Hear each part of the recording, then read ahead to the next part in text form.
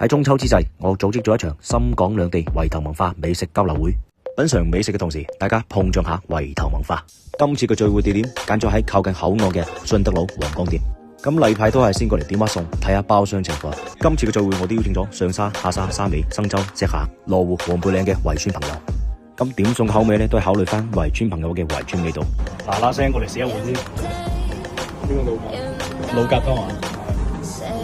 咁喺聚餐之前呢，我會帶啲香港圍村朋友行下深圳圍村，睇下深港兩地圍村有咩共同之處，以及有咩可以互相學習，甚至乎可以合作嘅地方。飛 ，Hello，Let's go。雙晒。呢度嘅話，平時都好多香港人嚟食嘅。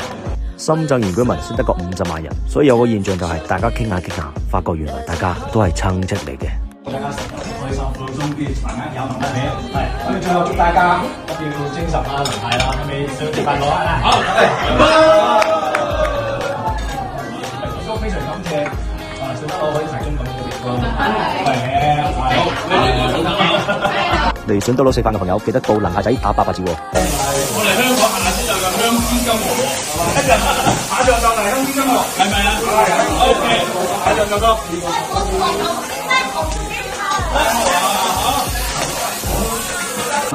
你出聲就得噶啦。深圳嘅就你安排，香港嘅就我安排。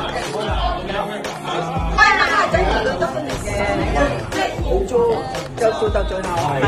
即係盡自己嘅有嘢真係，好做啊！